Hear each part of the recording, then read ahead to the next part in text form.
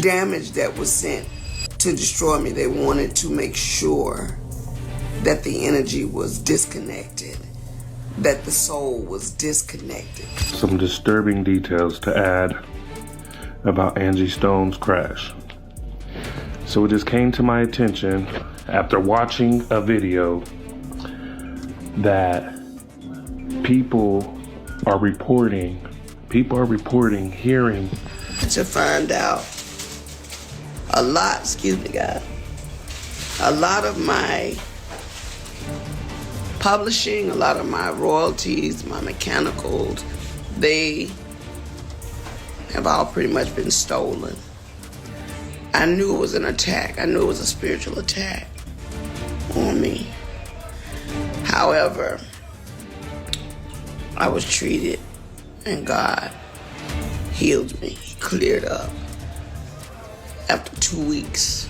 Oh my God. Why, you guys, I cannot believe what I'm about to tell you. There is way more to Angie Stone's car crash than any of us realized. The police just accidentally leaked some absolutely shocking evidence that proves the accident wasn't an accident at all. It was planned. I mean, people have been whispering all over the internet that things about Angie's tragic passing just don't add up. But it wasn't until this super suspicious footage started making the rounds on TikTok that folks really started asking the hard questions. Like, seriously, how come Angie was the only one who died in that crash? And where are all the other survivors? Why hasn't anyone heard from them? What about the truck driver? Why hasn't he been arrested or even investigated? And why is nobody looking into the trucking company? And here's what's really got me shook. Why isn't Angie's family asking any questions? And why are all the videos talking about Angie's death mysteriously being taken down from the internet? Something is not right. Now, did the truck driver get out and start rendering aid too?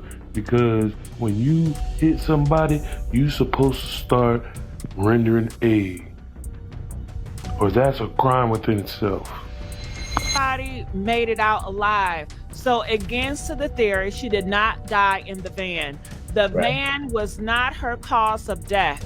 Something happened to her when she got outside of the van, when she crawled outside the van, and many witnesses have confirmed she crawled outside that van.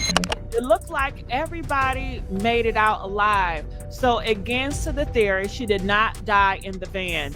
The van was not her cause of death. Something happened to her when she got outside of the van, when she crawled outside the van, and many witnesses have confirmed she crawled outside that van. Afterwards, something happened. It all seems incredibly suspicious. I'm telling you, people are now convinced there's a massive cover-up happening by law enforcement to protect whoever actually unalived Angie. The deeper you dig into this mess, the shadier the whole thing starts to look. And trust me, we're going to dive into everything.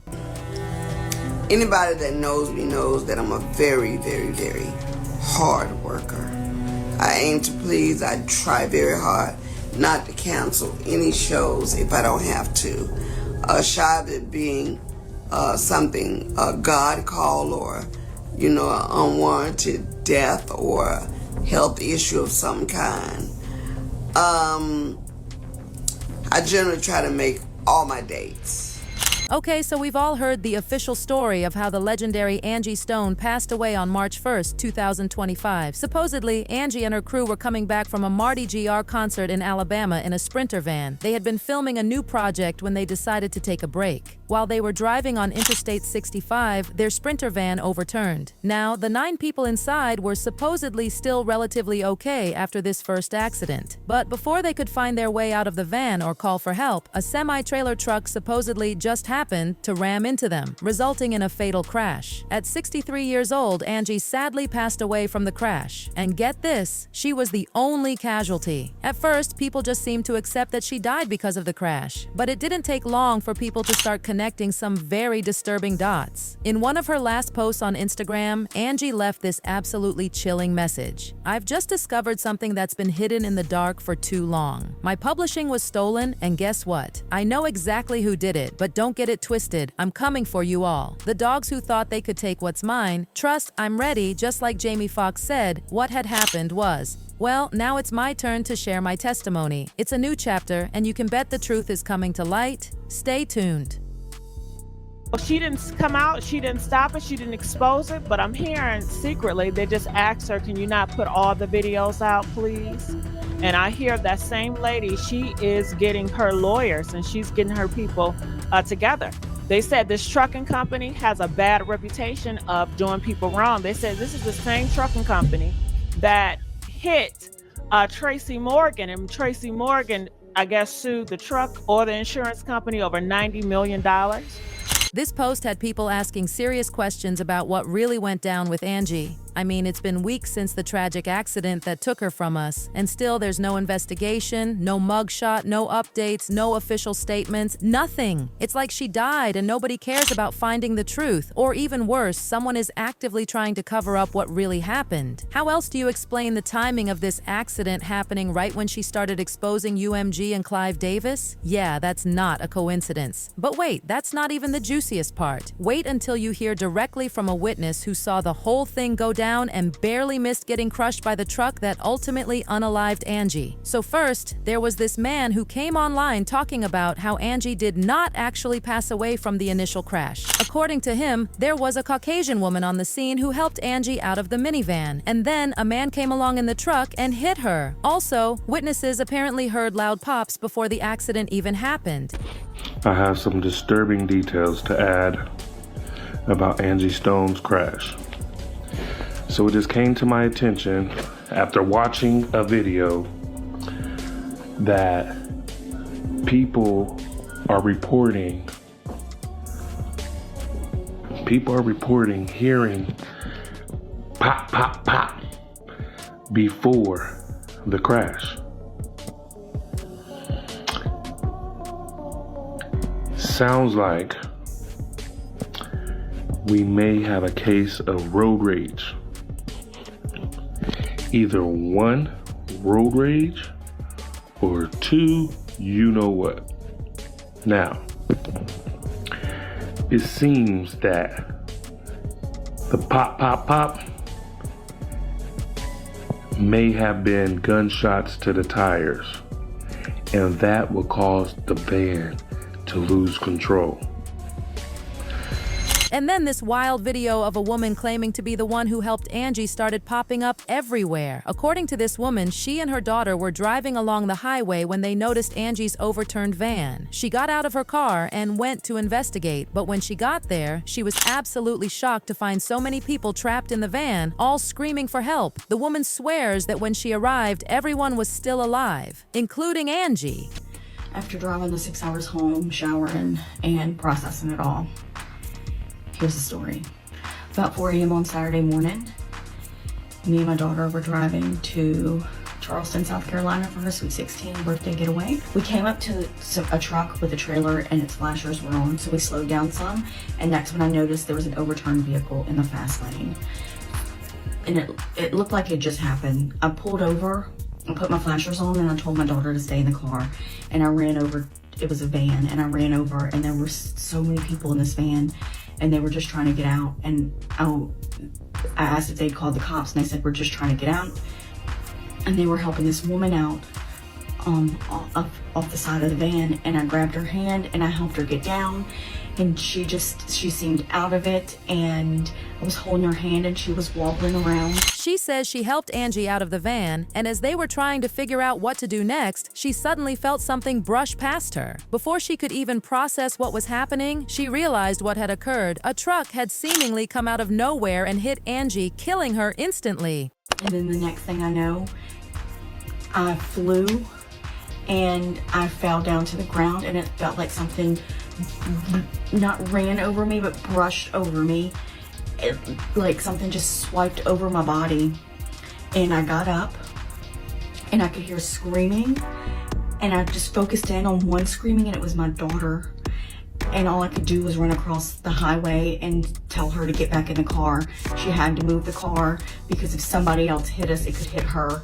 So she moved the car farther up the interstate, and I called 911, and they said they were on their way. And then all I could think to do was get to my daughter. And that's all I could do at that time. And when I was walking to my daughter, we're really running. The best that I can do, I was in so much pain. My chest felt like an elephant was sitting on it. My legs were so hurt and sore. And I looked up, and there was an 18-wheeler there to cross the median into into oncoming traffic. And I knew that's what hit me and ran over, and brushed over me was the 18-wheeler. And my daughter's freaking out. She'd already called my husband by then and my father-in-law. And I just told her, we've got to get to the hospital. I can't breathe. It was so hard to breathe. I'm gonna post a video of the 18-wheeler after I left the hospital, driving back through to get to my husband and my son. I will not be posting the vehicle in the video because somebody did pass away. They did. And I won't be posting that for respect for their family. I'm sore, I'm bruised on the right side of my body. I'm very stiff everywhere. But I will keep you guys updated. And the video is gonna come at the end, okay? Hug your family tight. Hug your family tight. Bye.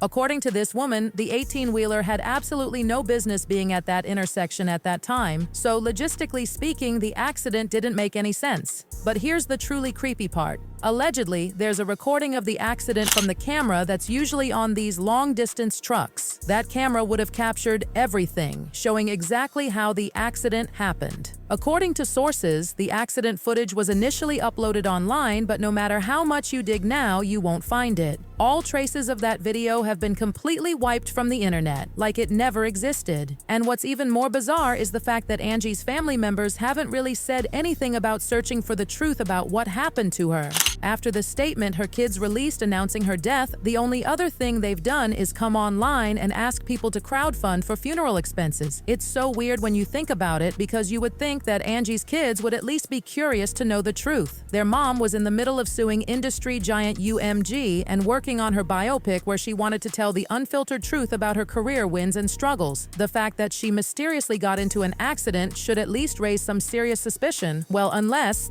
and you did not hear this from me. The rumors are true that Angie's kids did ask questions but were threatened to keep quiet or else they would be next. We've seen this happen with black legends in the industry and their children before. Whitney Houston, anyone? Remember how Whitney's daughter, Bobby Christina Brown, passed away just a few years after Whitney? Like Whitney, there were so many red flags surrounding her death. The initial autopsy found no obvious underlying cause of death and no significant injuries. She was definitely tested for drugs and alcohol during that first autopsy, and they apparently didn't find anything wrong with her. But for some reason, a second autopsy was done, and the police announced that her body tested positive for alcohol, sedatives, and other substances. She brings me a lot of joy. She brings both Bobby and I a lot of joy. She will be missed, that's for sure. I still feel her everywhere. She's still around me. And that's what keeps me comfortable, is that knowing that my best friend, you know, my everything is still with me. She's in much better hands now. Be here in the Atlanta area. That same source also tells me that it will be a celebration of sorts. The Sweet 16 or the prom that she never had a chance to attend. And then after the funeral, her body will be flown to New Jersey, where she will be laid to rest next to her mother. Seems fishy, right? Word on the street is that Bobby had to be taken out because she was asking too many questions about her mother. She never accepted that her mom had ended things or OD'd. However, we all know asking too many questions can get you unalived. Who knows, maybe Angie's children took the hint and decided to just move on with their lives instead of risking their own lives in the search for the truth. Speaking of Whitney, a lot of people can't help but notice the similarities between Whitney's and Angie's stories. Black girl gets noticed by a big record label and becomes a star. Black girl gets entangled in some scandal, either drugs or a failed romance. Black girl gets older and starts planning to expose the people who set her up or stole from her. Black girl dies mysteriously and everyone calls it an accident. Whitney Houston, Kim Porter, Aaliyah, Lisa Left Eye Lopez, and now Angie Stone. With Whitney, it was drugs. According to reports, Whitney's drug addiction wasn't an accident. The people around her, especially her label bosses, didn't exactly feed it to her, but they made it awfully easy for her to get them. When you have those substances just lying around, it's only a matter of time before the stress of being a celebrity gets to you and you decide to just use a little Little becomes a little more and a little more until it becomes a full-blown addiction. So when Whitney started talking about telling her story, exposing Clive Davis, and finding her power back, they realized she had become a liability. And what did they do? They took her out and blamed it on the drugs. And then the next thing you know, she's dead. Ray J was the last person to see her alive. He let the dealer in, but she was sober, right? But he let the dealer in that gave her the shot. Leola Brown, Bobby Brown's sister, has said on several occasions that she was beaten. They saw her body. She didn't just die in a tub, like she was beat up. With Aaliyah and Kim, it was the toxic romantic relationship pipeline. Two super talented women who ended up in the hands of monsters. When they decided enough was enough and wanted to tell their stories, they died mysteriously. A sudden pneumonia infection that came out of nowhere? A plane crash that could have been totally avoided if even one person had done their job properly. None of it makes sense. And then you have Left Eye, who also had issues with, wait for it, Clive Davis. Left Eye was working on a documentary before she passed away, and although she didn't explicitly say she was going to expose the labels that took advantage of her and her former bandmates, I guess they were afraid she could accidentally reveal something. Next thing you know, there's an accident in broad daylight that is so violent you would think she was doing 120 on a highway while drunk and half asleep, but no, she wasn't intoxicated in any way, she wasn't sleeping, and she was driving in the middle of the day. So when you put all of this into context, it starts looking a whole lot more suspicious, especially because Angie also had her fair share of controversies in her career. Almost all the scandals associated with Angie throughout her career had to do with her relationship with singer D'Angelo. Angie and D'Angelo had a very tumultuous relationship that quickly became a thorn in Angie's career. What a lot of people probably didn't realize at the time was that Angie had a very strong influence on D'Angelo's career. She wrote many of his songs and contributed significantly to his Brown Sugar and Voodoo albums. And what did she get in return for her loyalty and sacrifice? Disrespect and a nearly ruined career. Angie once spilled the tea about how breaking up with D'Angelo derailed her career more than anything. According to her, D'Angelo's team started spreading rumors about her, that she was the one who got him hooked on alcohol and drugs and basically ruined his life. As if that wasn't bad enough, they got her blacklisted in the industry so that she couldn't land performance gigs or go on tours as much as she would have liked. And all I can say is a lot of the promoters, people that would book me, all of a sudden they don't want to book me because I'm problematic because of possibly the damage that was sent to destroy me. They wanted to make sure that the energy was disconnected, that the soul was disconnected, that the tie that binded us was destroyed. So the enemy did a personal attack on me. So there I was fighting tooth and nail to at least maintain my stability in the industry. No filter. The truth is that Angie's impact on the neo-soul and R&B genres was huge, even if she never got recognized the way she should have been. This is part of the reason why Angie was fighting UMG so hard in the last few weeks before she passed away. Angie took to her social media to spill all the tea about how UMG had been stealing from her for years. All the royalties and payments she was supposed to collect over the years never got to her. But that's not all. According to Angie, all of this was partly because her management failed to represent her properly. She missed so many acting gigs and career opportunities simply because her management dropped the ball when they should have done their jobs. Her record label ultimately took advantage of this and stole millions of dollars right from under her nose. She was basically slaving away while the executives lined their pockets with her money. Angie also revealed that she suspected she had been attacked spiritually shortly before she died. She talked about how she mysteriously developed a blood infection that left her fighting for her life. I'm trying to keep from crying because the devil was very, very, very particular in targeting me. But anyway, I was rushed to the hospital because I wasn't breathing so well. Came to find out I had what was a bacterial blood infection that I had gotten when they stuck me with the needle. It had went into my bloodstream and caused a staph infection of the blood. Now, I didn't have a clue that there was a blood infection until they rushed me into ICU. I went into ICU and I went to use the restroom and I passed out in the restroom. My oxygen went all the way down and rendered me basically unconscious. When I came back to, the nurses began to tell me that I was screaming for Jesus, because when I went down, I'm sorry, I knew it was an attack. I knew it was a spiritual attack on me. However, I was treated and God healed me. He cleared up. After 2 weeks, solid, they cleared up the blood infection. I'm just here to let you know,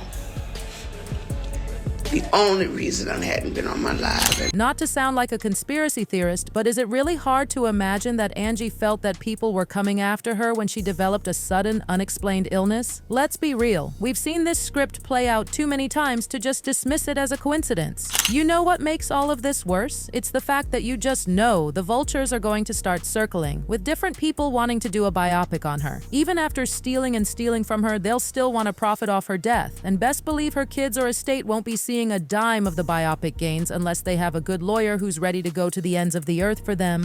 But we'd love to hear your thoughts on all this. Do you think there's something fishy about Angie's death? Do you think it has something to do with her exposing her label? Or do you think it's all just a coincidence? Drop a comment down below and then check out this next video.